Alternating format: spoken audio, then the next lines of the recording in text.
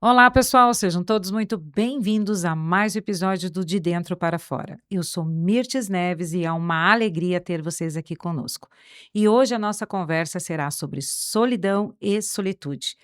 A diferença entre estar sozinho e estar bem na própria companhia.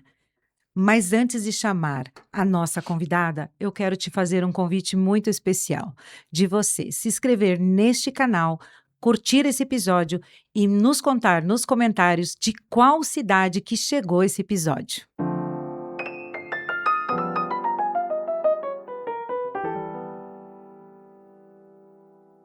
Eu recebo aqui no estúdio a doutora Daniela Arsênio, psicóloga especialista em traumas. Dani, é uma alegria ter você aqui com a gente. Muito obrigada, Mirtes. É um prazer imenso poder retornar. Estar aqui no De Dentro para Fora, para mim, sempre uma pausa necessária e eu acredito muito no poder dos nossos encontros. E hoje a gente tem essa oportunidade de poder entender o que está acontecendo aqui dentro, como cuidar do que acontece aqui dentro, aprender que silenciar e o acolhimento nos transformam. É verdade, Dani, muito gostoso ter você aqui, porque nós já gravamos alguns episódios, não Sim, gravamos? Eu acho que eu já perdi a conta de quantos, já gravamos séries. Nossa, muito gostoso ter você aqui. Mas esse assunto também inspira, porque foi pedidos. Volta e meia eu recebo lá no canal comentários. Traz a Dani de volta, traz a Dani de volta. obrigada. É tão gostoso, né? As pessoas gostam muito de você, têm colocado esses comentários, é muito legal.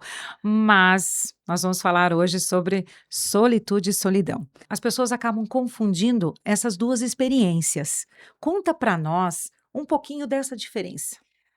Bom, vamos pensar que estar só é um estado físico. Certo? Então, estar sozinha, eu posso estar só e não me sentir solitária, mas eu posso estar só e me sentir solitária. Então, estar sozinha é um estado físico. A solidão é aquela dor da alma.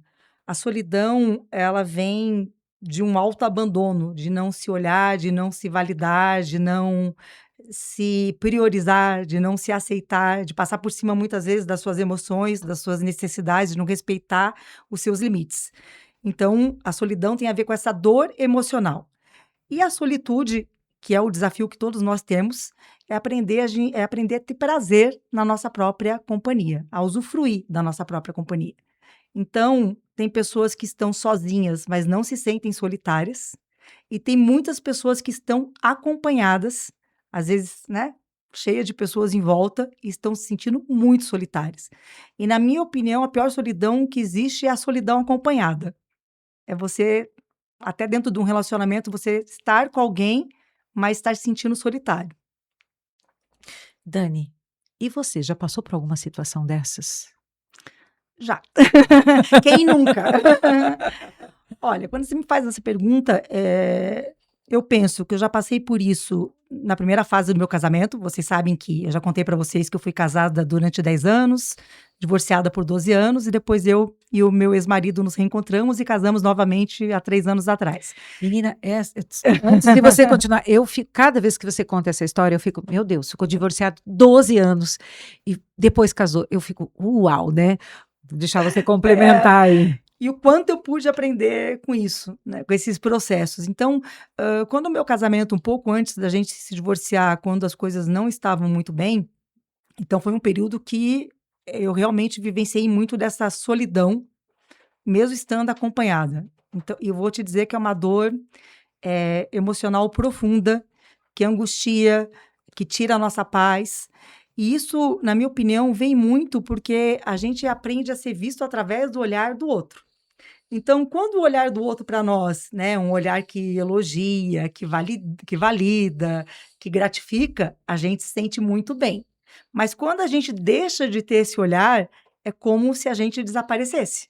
Então, Sim. naquela época, olhando para trás da Daniela, né, daquele tempo, quando eu me casei, eu era uma pessoa que eu ainda tinha muitos problemas de autoestima, eu era muito insegura, eu ainda não tinha os meus traumas bem trabalhados nem ressignificados.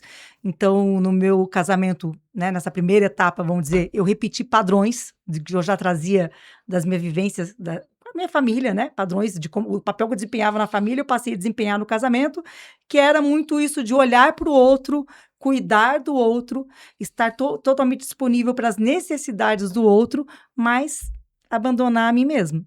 Então, sim, eu senti muita solidão, no meu casamento, naquela época.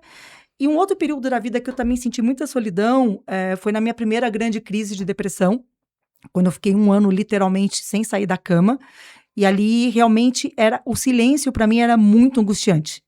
Então o silêncio naquela época me remetia a um vazio. E também por quê? Porque eu não era uma boa companhia para mim mesma.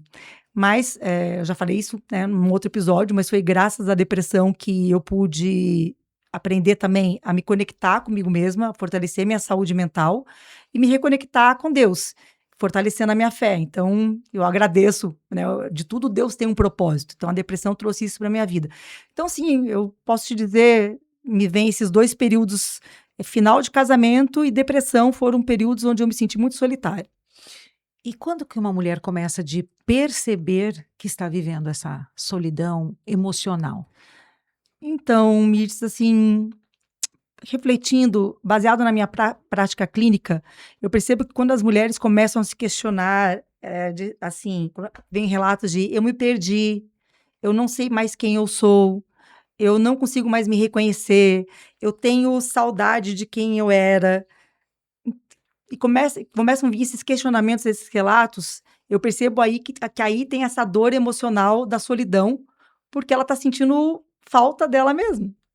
Ela tá sentindo saudade de quem ela foi. E ela, sinceramente, como se ela vivesse num anonimato, ela não sabe mais quem ela é. É uma mulher que passou a exercer funções, passou a exercer papéis, certo? Então, seja papel de mãe, seja papel de esposa, seja papel de filha, seja seu papel profissional, seu papel na igreja, enfim. E o valor dela vem através daquilo que ela faz e não de quem ela é. E chega uma hora na vida que as circunstâncias vão mudando. Né, os filhos crescem e vão embora, o relacionamento muda, às vezes vem uma aposentadoria, enfim, mudam as circunstâncias. E quando mudam as circunstâncias e essa função também sofre o impacto dessa mudança, a mulher começa a se sentir perdida. E daí, na minha opinião, são nesses momentos que ela entra em contato com essa solidão emocional, que é a ausência de si mesma. E como que ela pode fazer para transformar esses momentos? Então, primeiro a gente tem que entender que esse autoabandono, ele vem se dando aos poucos de forma silenciosa. De forma alguma isso foi algo proposital, a pessoa não tem consciência de que ela está se autoabandonando. Ela não tem consciência de que ela não está se olhando, de que ela não está se escutando, de que ela não está se validando. E eu costumo dizer que, muitas vezes isso vem porque a gente está muito preocupado com o outro, e isso é como se fosse uma traição. É como se em troca de aceitação, eu deixo de olhar para mim mesma. E isso vem muito, da nossa infância, certo? Muito mesmo antes da gente nascer, já tem pessoas que têm uma expectativa com relação a quem nós iremos ser, que são os nossos pais, os nossos cuidadores. Então, a maneira como esses vínculos foram estabelecidos, isso faz com que lá na minha infância, até por uma defesa da minha mente, porque todo ser humano, toda criança quer o quê? Quer ser amada, quer ser aceita, quer ser validada, quer ser considerada. E a criança, ela vai buscar maneiras de ser aceita e amada dessa forma. E pode ser, então, uma criança que sempre foi boazinha e nunca deu trabalho. Pode ser uma criança que sempre foi quietinha, nunca teve boca para nada. Ou pode ser uma criança que sempre foi muito forte, resistente. Ou pode ser uma criança que teve que cuidar dos irmãos. Ou pode ser uma criança que sempre tirou notas boas. Ou pode ser uma criança que era tão fragilzinha, tão doente. Então, são papéis que a gente passa a ocupar na nossa dinâmica familiar para poder se ver, se sentir visto, se sentir olhado. E ao longo do nosso desenvolvimento, de forma inconsciente, a gente passa a repetir esses padrões. Seja nas nossas relações com os amigos, na nossa relação afetiva, no trabalho, porque é a maneira como eu aprendi a ser vista. Por exemplo, eu fui uma criança, quero saber como que foi a Mirtz criança. A minha criança era uma criança que era muito boazinha e que não dava trabalho. Como é que era a sua criança? Eu já era uma criança mais arteira e já dava bastante trabalho, sempre fui, Acredito que desde muito pequenininha, muito curiosa. E naquela época, uma criança que é curiosa, que vai atrás de interesses próprios, de coisas diferentes, era chamada de arteira. Hoje a gente olha para uma criança que tem esse espírito, essa persona, já olhamos de uma outra forma. A gente já olha que tem um espírito aventureiro, já vai trazendo outras ferramentas para que ela possa explorar. Na minha época era diferente. E você era uma criança, você considera que você era uma criança com mais autonomia, com mais independência, que conseguia resolver as coisas por si mesma? Sim, sempre consegui resolver. Para você ter uma ideia, a minha mãe conta que eu comecei de andar com 9 meses de idade. Então, olha quanta independência. Era muito independente. Já queria explorar o mundo com 9 meses de idade. Vê se pode uma coisa dessas. Então, mas você entende que isso vai formando o nosso sistema de crenças? Você acredita que nós conversando nisso, aprofundando um pouquinho, olhando para essa conversa, porque muitas vezes a gente não para olhar uma situação, uma circunstância dessa. Você acredita que já no meu inconsciente já queria explorar alguma coisa, mesmo uma criança de 9 meses, um bebê, né, de 9 meses? Ah, tem algo que já existe ali além da nossa consciência, É possível? né? Epigenética? Epigenética também. Aí a gente pode depois fazer um podcast só sobre isso. É verdade, a epigenética é algo que caminha junto, né? Sim. Muitos desconsideram, mas não é. Na Não, verdade, não é. é uma coisa muito, muito séria, muito importante, estudos seríssimos que falam sobre isso. Então esse papel que a gente aprende a ocupar na nossa família, a criança que não dá trabalho, Eu, a certo? criança que dava trabalho. Você é a criança que dava trabalho, mas também uma criança que me parece que era uma criança mais assim, que ia e resolvia. Sim, Então você, assim, aprendeu a ser uma criança forte. Eu sim. resolvo, eu dou conta. Não, a Isso. Mirtes, deixa pra Mirtes, que a Mirtes ela consegue. É mais ou Certo? menos isso, Então, até hoje. são as nossas crenças. E daí a gente vai Isso. repetir esse padrão nos nossos relacionamentos. Então, por exemplo, no meu casamento, eu era uma pessoa que eu não gostava de conflito. Eu não gostava de confronto. Por quê? A minha criança falava assim, fica quieta, não fala nada. Porque eu queria ser amada e ser aceita, não dando trabalho. Você talvez hoje na sua vida adulta se sinta sobrecarregada de tantas demandas que você tem que dar conta, porque você é essa menina forte que vai lá e resolve. Mas tão interessante, Dani, você falando sobre isso, né? Mas o podcast é sobre solidão e solitude, mas nós entramos num assunto bem interessante aqui. Você sabe que hoje de manhã eu estava pensando sobre isso. A Mirtes disfuncional. A Mirtes disfuncional era exatamente isso.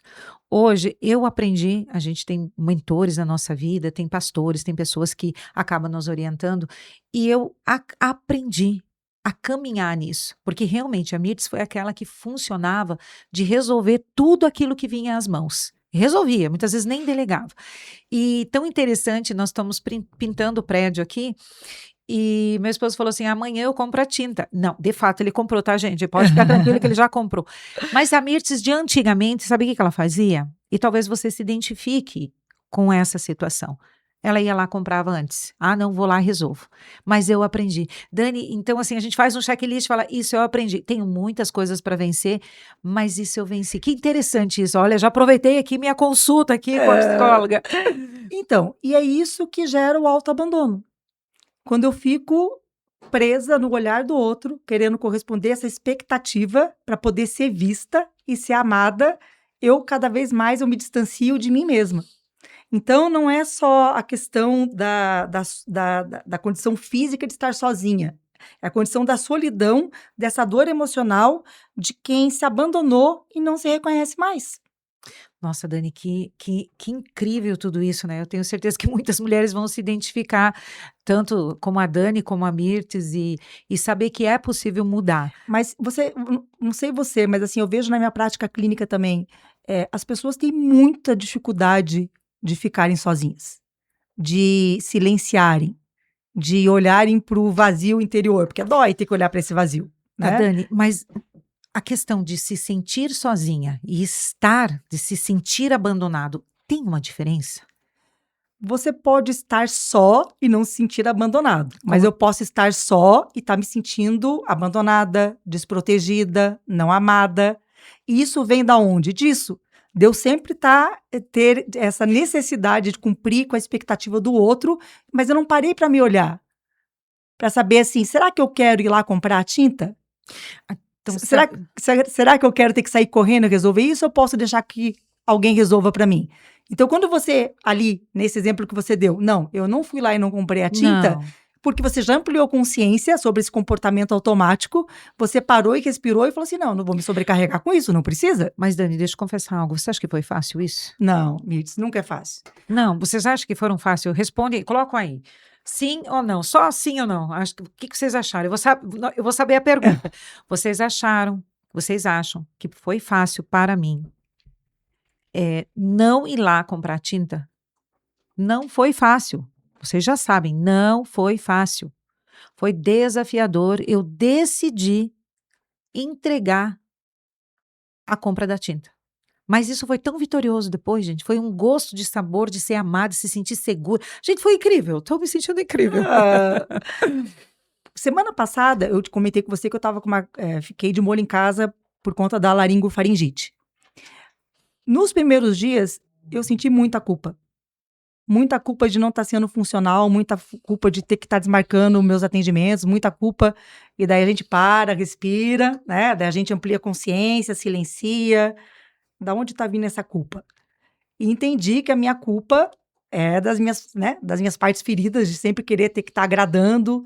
E daí, uma amiga conversando com ela disse assim, interessante, né? Eu gosto tanto de te ouvir, mas cadê aquela Daniela que fala que a gente tem que ter empatia com a gente mesmo? Ela me deu um puxão de orelha. E daí eu percebi, realmente, eu não tô sendo nada empática comigo mesma. Eu tô tendo que parar, eu adoeci, eu não tenho como tocar o consultório essa semana, e tá tudo bem. E tá tudo bem eu poder me dar esse tempo e me respeitar até eu poder me reorganizar, minha saúde melhorar e eu poder voltar com tudo. Então, quando vem essa ativação, isso são ativações, né?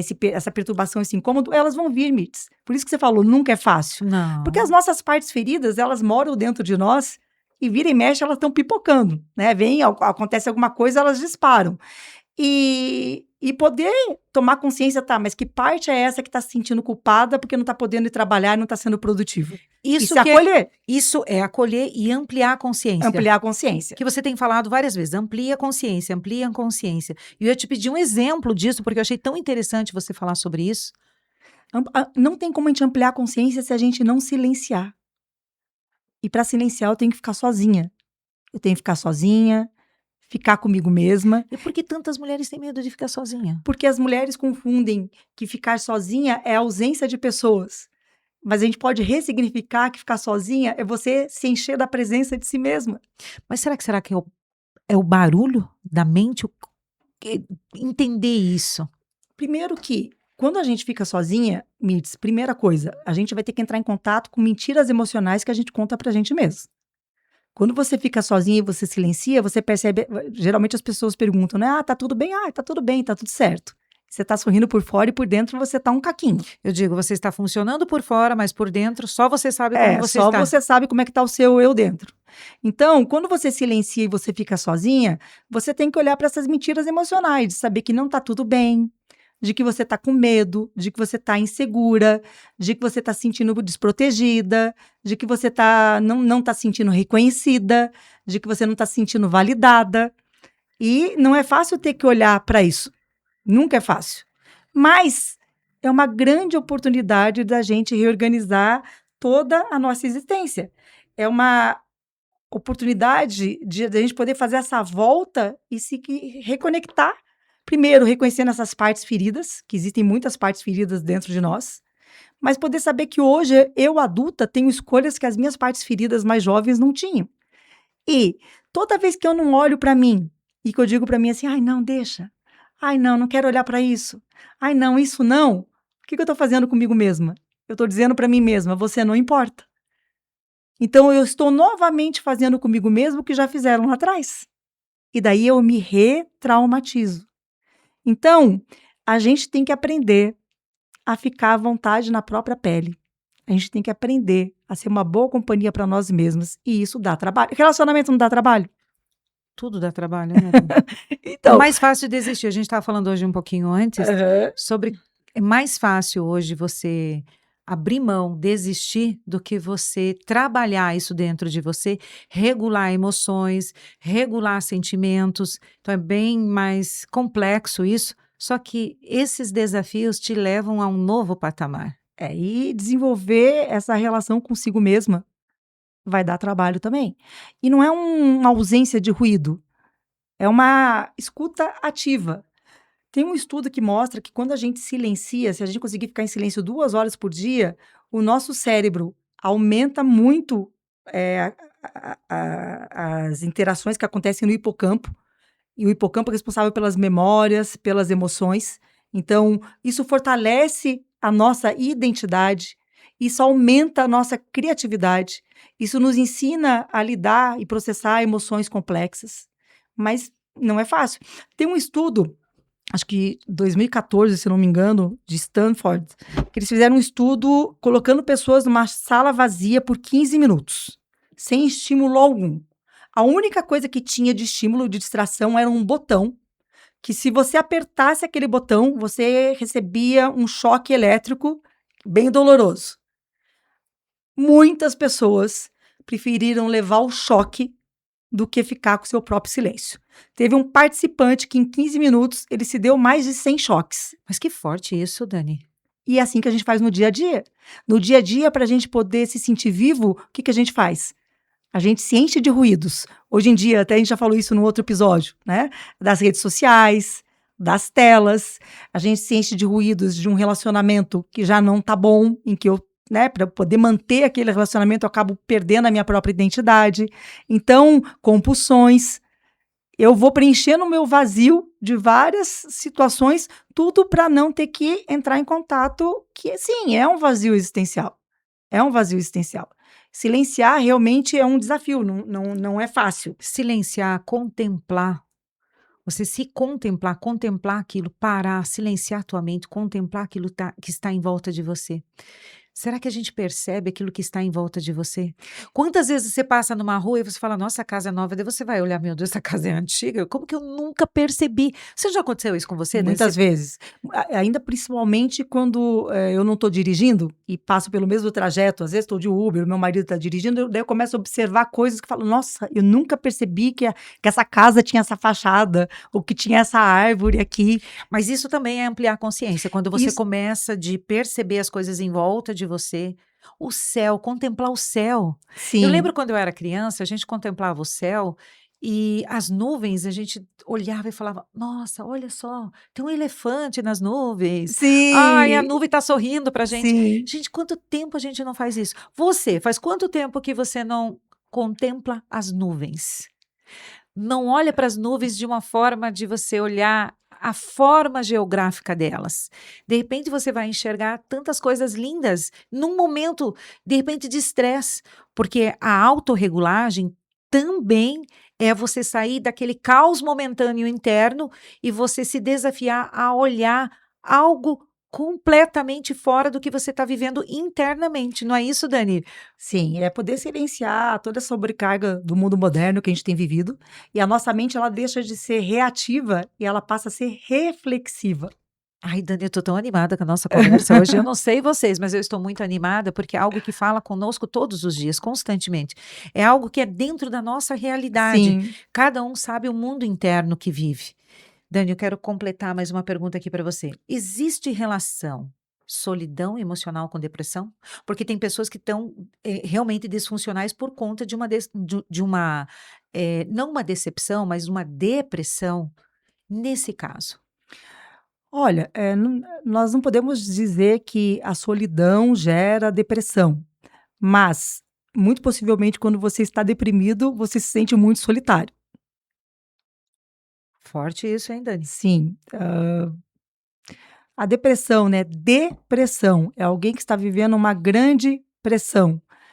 E essa pressão veio da onde? De sobrecargas que a pessoa foi absorvendo, de não respeitar os seus limites, e até que chega uma hora que aquela pressão é tão grande, como se a mente dissesse assim: "Nossa, você já passou por tanta coisa, agora mais isso eu não consigo". Então a própria depressão também é uma defesa do nosso organismo, é como se fosse uma chavinha que o sistema nervoso desliga para economizar energia, poupar energia e garantir a nossa sobrevivência.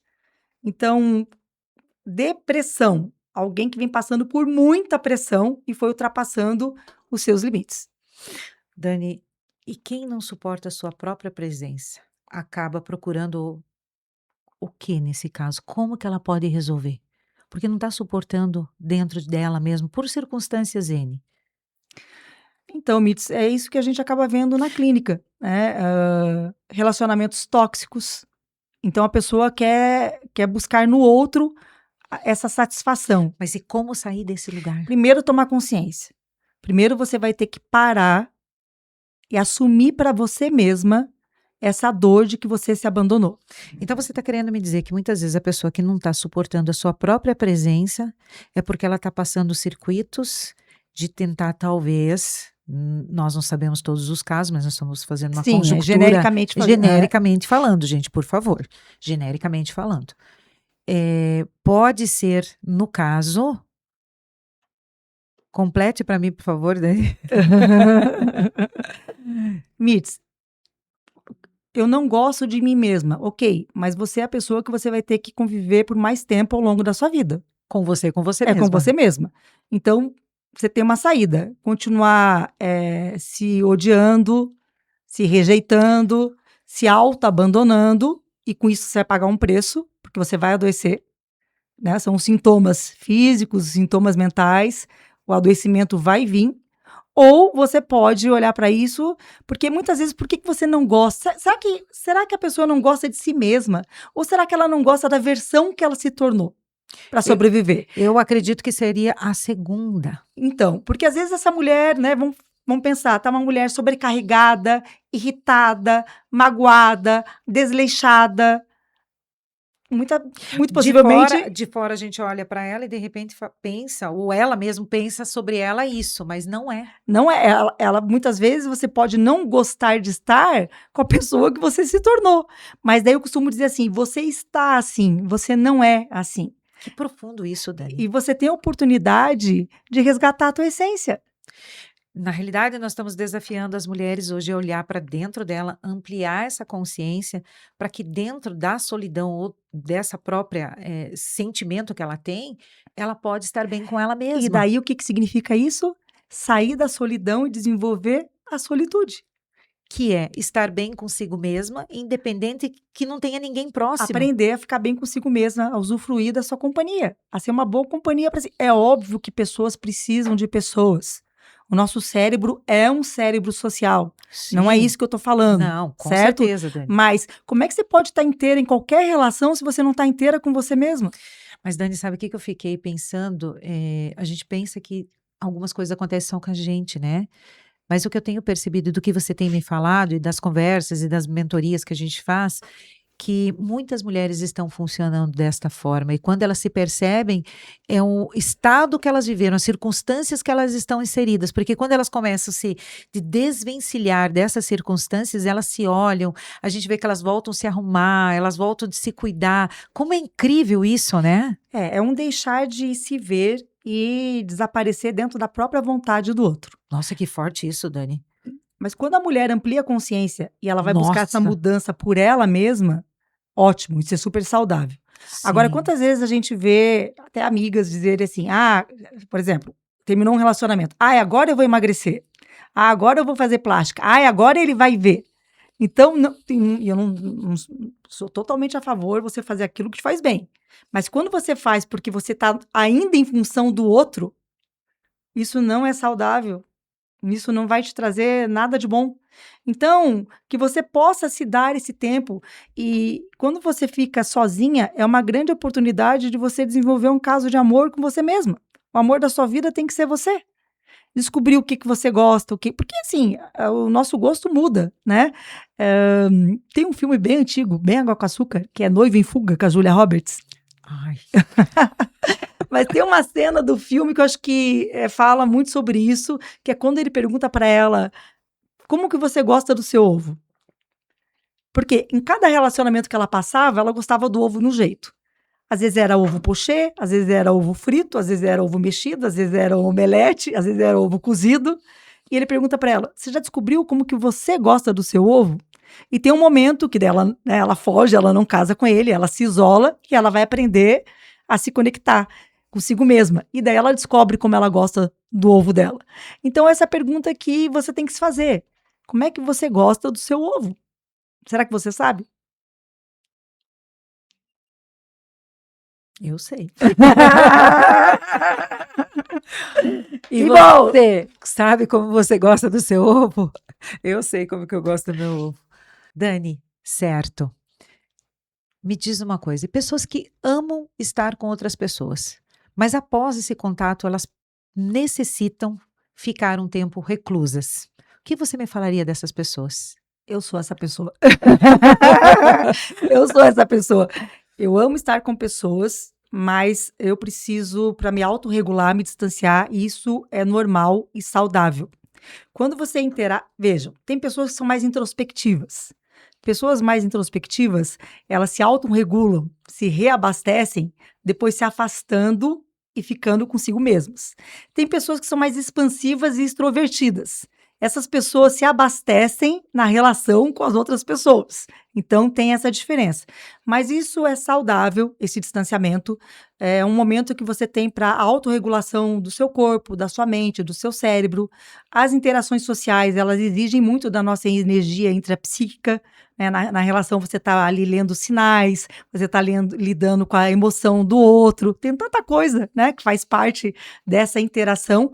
E tem pessoas que têm necessidade depois de dar esse passinho para trás, ficarem mais recuadas, para poder. É um ato de amor, né? É um ato de fidelidade a si mesma, para você não se perder na emoção, no campo do outro. Então, isso é natural, é normal, é bem-vindo e é saudável. Por exemplo, quando eu participo de uma imersão no final de semana, ou quando eu dou um curso, eu já aprendi que na segunda-feira daí eu não faço atendimentos. Porque eu vou estar muito. A minha energia é como se tivesse ido ralo abaixo. Então, eu preciso me dar um dia para me reorganizar internamente, me reequilibrar, abastecer o meu emocionômetro e depois voltar. Então, eu não faço mais isso de chegar numa viagem, no dia seguinte, já ir para o consultório. Não, eu me dou pelo menos meio período. Então, a gente tem que aprender como a gente funciona e ir se respeitando. Isso não é um problema. Como é que é isso para você, Mirtz? Para mim é a mesma É. coisa. Até eu aprender a me respeitar, porque eu não me respeitava nisso. E entender que esse afastamento emocional é necessário. E quando a gente entende que é natural, porque tem pessoas que é natural, mas e tem outras que elas tiveram esse contato e ficaram feridas por esse contato. Uhum. Isso também é importante entender, não é verdade? Daí a gente vai se afastar e vai se acolher, certo? O que eu posso fazer de bom por mim mesma? Como que eu posso me acolher? Eu tô muito cansada, o que vai me fazer bem? É Porque aprender a se dar colo. porque muitas vezes é só um afastamento emocional necessário para recarregar a energia, mas muitas vezes é porque naquele contato social, familiar ou de outras Certo. formas pode ter E acontecido alguma situação que replicou algo que já estava acontecendo dentro da pessoa. E entender isso que é o então importante. você entende como é importante os momentos de silêncio? É isso que eu O acho silêncio super o importante silêncio tem essa função de regular. de autorregulação, de autorregulação. Nossa, que incrível, Dani. Esse episódio está muito forte E daí hoje. a gente tem que ressignificar o que é o silêncio. O silêncio não precisa ser vazio, não precisa ser ausência. O silêncio pode ser presença. Vamos pensar em Jesus Cristo. Jesus amava estar com as pessoas, não amava? Sim. Mas por que ele se retirava das multidões? Eu acredito porque ele ia orar, o Ele ia pai. orar, ele ia se conectar com ele mesmo, com a essência dele, ele Sim. ia parar para Se ouvir o reabastecer. que Deus tinha para dizer para ele, Sim. certo? E na Bíblia tem tantos relatos de antes de grandes momentos de profetas, de discípulos, de apóstolos, de tantas pessoas que se retiravam para poder ter esse momento de solitude, de conexão com Deus, de fortalecer sua fé, para depois poder voltar e avançar. Então, Jesus é o nosso maior exemplo. Dani, e aquela pessoa que de repente dentro dela ela fica remoendo todas as coisas que acontecem. Ela passa por algumas situações e ela não consegue realmente ficar sozinha por conta disso. O que você falaria para ela? Eu brinco lá com meus pacientes que assim, é quando você pega a chibata e você fica se açoitando, né? Por que eu não fiz diferente? E se tal coisa? E se, e se, e se? Isso passa pela via da autoaceitação, da gente poder entender que tem momentos que a gente dá o melhor que a gente pode com aquilo que tem dentro da gente naquele momento. Depois que você passa por uma situação e você olha para trás, daí você fala, podia ter feito diferente. Mas você só sabe disso porque você passou por aquela situação e daí você olha para trás e tomou distanciamento. Mas aquela versão sua que estava lá naquele momento passando por aquilo tudo, aquela versão fez o melhor que ela pôde com o que ela tinha dentro dela. Então, isso novamente passa por aquela questão que a gente sempre fala da gente aprender a ser generoso com a gente mesmo. Muitas vezes a gente consegue ter compaixão pelos outros, mas na hora de ser autocompassivo com a gente mesmo, a gente fica se chicoteando. Então, isso também é desenvolver a autoaceitação, a generosidade, a autocompaixão. A gente não está acostumado, né? Porque isso parece, parece ser egoísta, né? Soa como se fosse um egoísmo isso. Então, são coisas que a gente tem que estar ressignificando aí também. Como é importante esclarecer isso, porque isso pode estar sendo confundido por uma solidão, e na realidade é necessário você buscar ajuda quando esses pensamentos, eles você não consegue regular eles sozinho, não é verdade, Dani? Porque provavelmente tem algo mais profundo atrás disso. Sim, e eu sou suspeita para falar, porque, né, a psicoterapia é um espaço de autoconhecimento, de você cuidar da saúde mental. Então, cada vez mais a gente fala isso aqui, que cuidar da saúde mental é tão importante quanto cuidar da sua saúde física. Saúde física não acontece de você ir, tá bem, de você falar assim, nossa, agora eu tô bem, não preciso mais treinar. Não, precisa de uma manutenção. Você sempre tem que estar treinando, senão você perde tudo aquilo que você conquistou. E a saúde mental é a mesma coisa. Como é que você tem cuidado da sua saúde mental? Então, ter espaços, ou, né, uma pessoa que caminhe com você, no caso, a psicoterapia, são espaços onde a gente pode estar cuidando da nossa mente. Nossa mente são os nossos pensamentos, nossos sentimentos, nossas vontades, nosso comportamento. A nossa mente é a nossa alma, nossa mente é a nossa vida. E poder ir ressignificando esses padrões. Por exemplo, muitas vezes pode ter uma pessoa que aprendeu que para ela se sentir amada, ela tinha que ser útil. Isso é uma baita confusão. Ou pode ter alguém que aprendeu que para ter valor tem que dar conta de tudo. Ou pode ter alguém que aprendeu que, puxa, para não ter conflito, então eu vou ficar quieta. E são confusões que a gente faz e a gente daí vai aprendendo a ampliar a consciência e ressignificando, e a terapia é um espaço para isso. Que incrível, Dani. Meu Deus, que esclarecedor, porque acaba esclarecendo. E para aquela pessoa que de repente, nesse momento, momentaneamente não pode ir para um consultório, é uma ferramenta incrível ampliar essa consciência, buscar essa autorregulagem. É muito esclarecedor mesmo. E ampliar a consciência, Mirtz, não é para você ficar se julgando, se criticando e se acusando. Por que eu não fiz diferente? Olha o que eu fui fazer, como é que eu pude? Não, ampliar a consciência é para ampliar a consciência, certo? E nesse processo, você poder parar de se culpar, você aprender maneiras de cuidar melhor de você, você aprender a dar nome para aquilo que você está sentindo. Então, o que eu estou sentindo? Dá um nome para. Ah, estou sentindo raiva agora. Ok, aonde que você está sentindo essa raiva no seu corpo? Nossa, eu estou sentindo aqui como se fosse uma bola na minha garganta. Então, o que teu corpo está sentindo? O que essa bola está querendo te dizer? São perguntas que você mesma pode aprender a se fazer, e assim você aprende a conhecer mais sobre si mesma e ampliando a sua consciência. Dani, você tem dicas práticas para falar para os nossos ouvintes, para que eles possam olhar para dentro de si e gostar mais da sua própria companhia? Ah, que pergunta legal essa. Muito bom, gostei.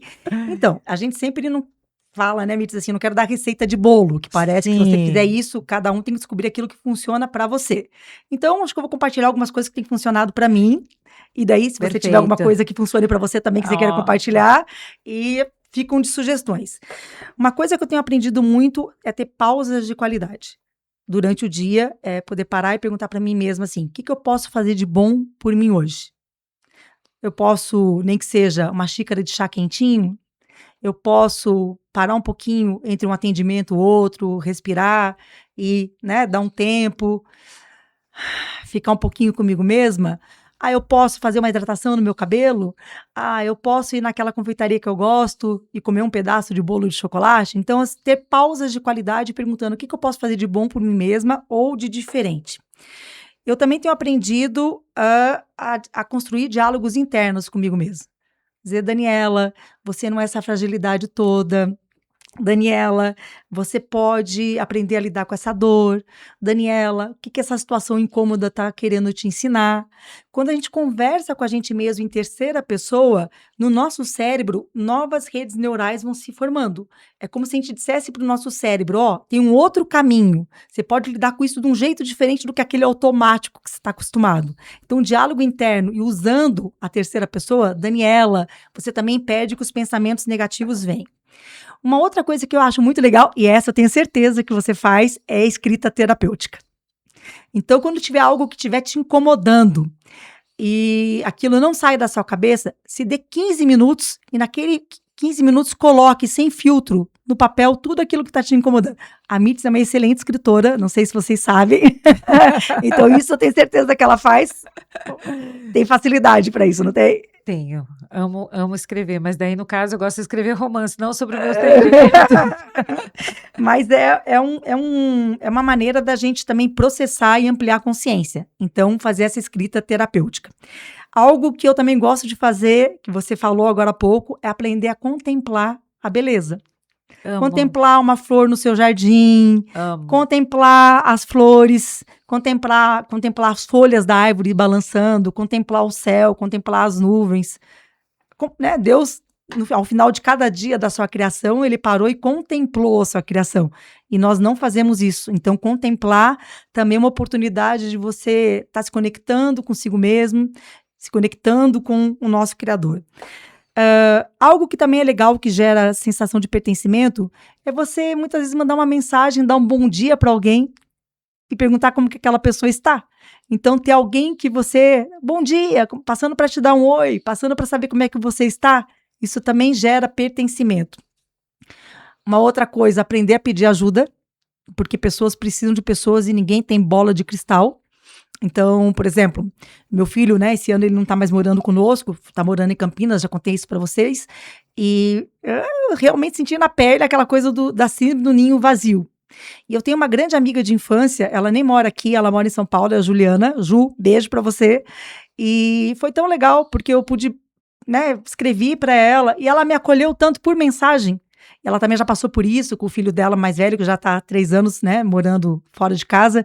Então foi um momento tão especial, assim, de, sabe, palavras que confortam, com alguém que você sabe que não vai te julgar, uma pessoa que você pode demonstrar a sua vulnerabilidade e tá tudo bem, porque ela não vai te julgar por isso, porque ela sabe que a tua vulnerabilidade não te define. Então também aprender a pedir ajuda. E quando você estiver se sentindo bem, aprenda a desenvolver habilidades, porque isso vai ajudar você a ser uma boa companhia para si mesmo e vai te ajudar nos momentos difíceis. Porque todos nós temos momentos, Mirtz, que a gente vai para a lama mesmo, certo? Tem momentos que a gente está na lama, tem momentos que a gente vai sentir solitário, tem momentos que a gente está atravessando o deserto. E eu tenho aprendido com a experiência militar do meu filho, porque, né, na companhia dele todo mundo vai para a lama junto. Então, se um vai para a lama, todos têm que ir, certo?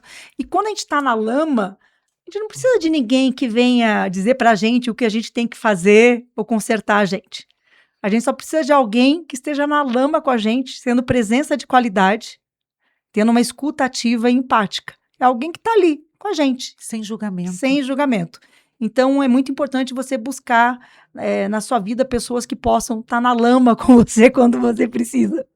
Que se suje junto com você. Dani, você é uma mulher que acolhe, você é uma mulher incrível, tem palavras que enchem o nosso coração, e eu não sei as nossas ouvintes, mas eu estou com o meu coração cheio do carinho, das palavras, do incentivo.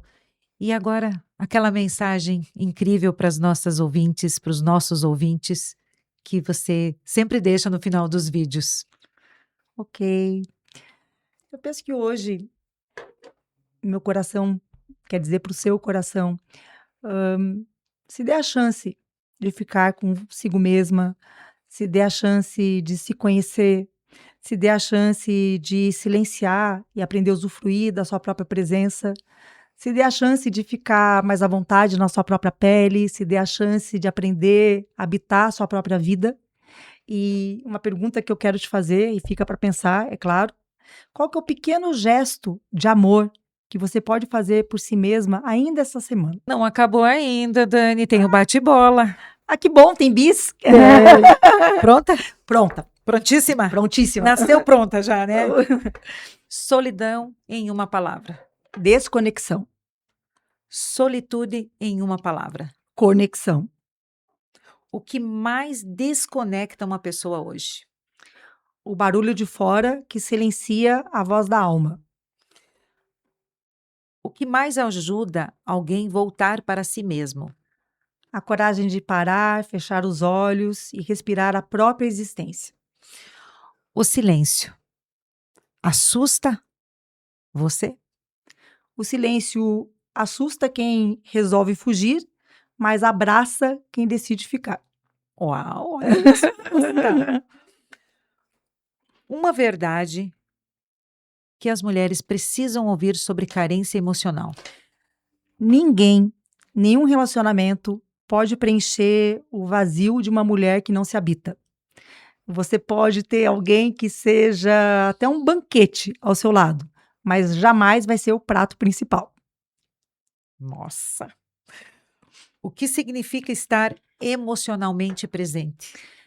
É desligar o alerta do ser, é desligar o alerta do fazer e estar no estado do ser.